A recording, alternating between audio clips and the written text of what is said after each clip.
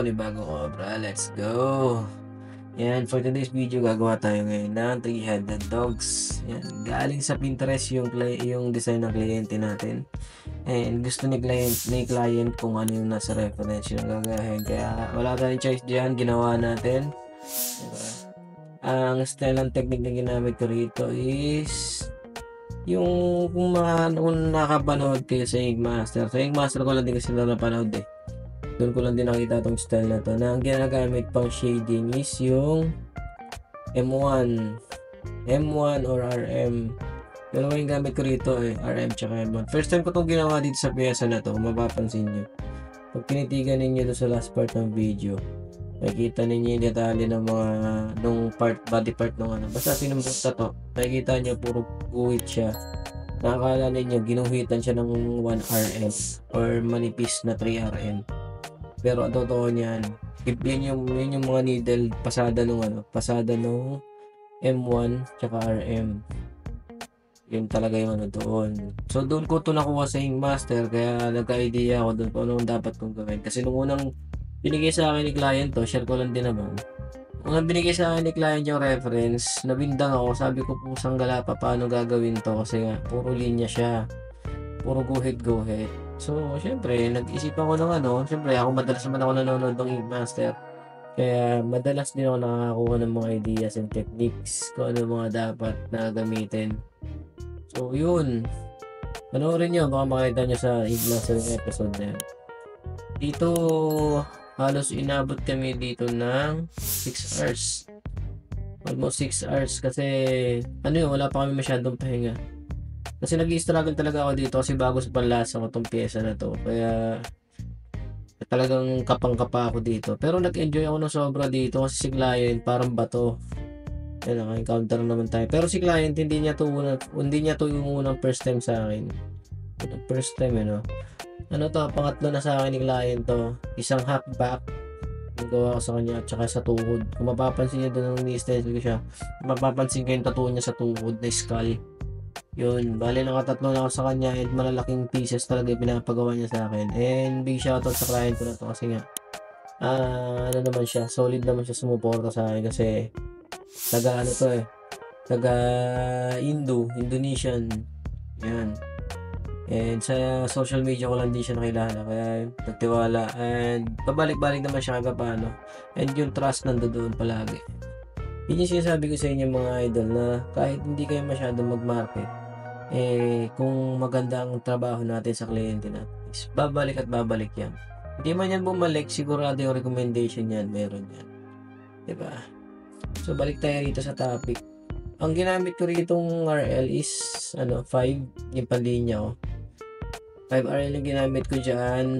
Hindi ako gumamit ng 3 RL kasi ayaw kong magka-problema dun sa nung balat. Kasi tuhod ay alak-alakad, and mahirap pagka gumamit ka dyan ng manipis na needle. Magkakaroon talaga ng breakout yung skin, magkakaproblema ka dyan. Ang ginamit ko 5RL 120 yung sukat. Hindi siya bagpen para at least kahit paano pag pinalinya ako makapal pa rin siya kahit paano. And hindi ako gumamit ng power line dyan kasi halos lahat ng binabalik-balikan ko shading sa kantuhan tsaka sa mga gilid-gilid is kumakapal din kinalaunan, kaya hindi na ako nag power line dyan. Ginawa ko na ng paraan para mapalabas ko yun nasa loob, para mapalabas ko yun nasa labas. And prevent ko na rin yung pain na mararamdaman ni client para paano maibsan man lang, hindi siya makadagdag ng trauma dun sa tinatatuan natin. Ba't kaya natin gawa ng paraan na mais yung yung trabaho natin kay client, gawa natin ng paraan kasi makakatulong sa kanya yun para at least paano hindi niya nararamdaman yung hirap ng magpapatato, diba? Bali dito halos kalahati na tayo dito, and yun, promote na muna tayo ngayon. Sa lahat ng gusto magpatato, message nyo lang ako sa aking dalawang FB page, kahit saan dyan pwede nyo kami message, JMTTV tsaka JM Tattoo. At pwede rin kayong rumekta sa aking mismo account, sa aking main account. Dalawa din yun, Peter Joseph Opus tsaka Peter Joseph Opus 2. Yan, and makikisuyo na rin ako. Pa-subscribe naman ang aking YouTube channel and pa-follow ng aking TikTok account. Yan. Maraming salamat sa inyo palagi mga brad, mga tol. mga tropa, yan, walang sawang pagsuporta palagi sa mga gawa ko. And alam niyo na kung sino-sino kayo, hindi ko na kayo isingin at napakarami ninyo. Walang sawang pagsuporta palagi sa mga obra ko yan. Kilala ko na kayo. Huwag kayo mag-aalala mga brad, mga tol, makakabawi ako sa inyo. Bali dito sa pyesa na to, hindi ko na pursue na hindi ko na pursue si client na Although lahat naman ng tattoo niya sa akin is talagang all out reference siya galing sa Pinterest. Ayaw niya na may binabago, ayaw niya nang may Pero ako kasi kahit na alam kong ayaw ni client na mabago, inaalo ko talaga lagi ang mga kliyente ko. Inaalo ko siya ng ganito ganyan, hanggat kaya kong i-push yung originality ko. Pinupush ko siya. Pero kung ayaw talaga ni client, hindi natin siya pinipilit kasi kliyente pa rin ang masusunod bandang huli kasi balat nila yung paglalagyan. Yan.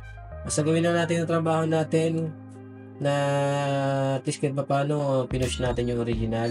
Yan. Mas importante kasi na ipinupush natin kahit paano yung originality natin na ibabahagi natin ng maayos yung mga likha natin ng sarili natin. Diba? Hindi rin maganda sa panlasa yung palagi tayong kumukopya. Nawawala yung essence ng art. Diba? Lalo-lalo na yung mga naka-stencil na sa balat or nakatattoo na sa balat. Yan ang ingat-ingatan natin. So hanggang dito na lang tayo mga utol. Maraming salamat. Ako walang sawang magpapasalamat palagi sa inyo. Ingat kayo palagi. Shoutout sa mga kapwa ko OFW dito sa Taiwan. Ingat kayo palagi. God bless. Bye-bye.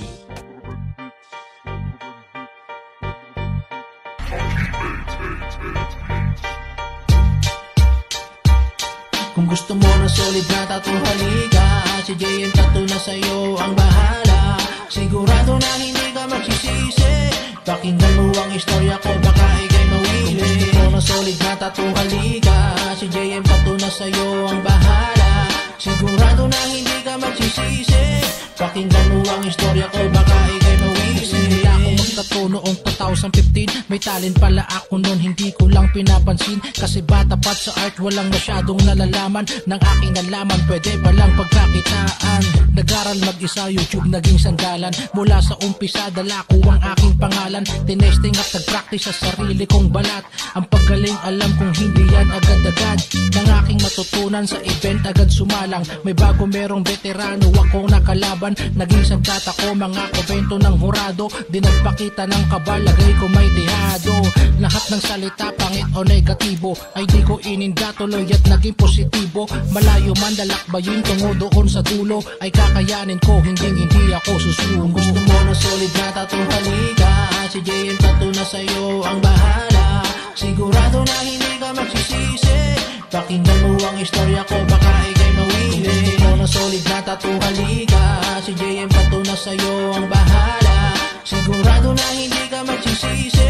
Pakinggan mo ang istorya ko, baka ikay mawili. Sa mga taong pinanghihinaan ng loob, kasi bago ka lang dito sa larangan, hayaan mo sila na may masabi kung ano. Gawin ng may pagmamahal lahat ng gusto mo. Sikapin mo, isipin mong di ka pahuli. Dinadaan yan sa tiyaga, huwag kang magmamadali.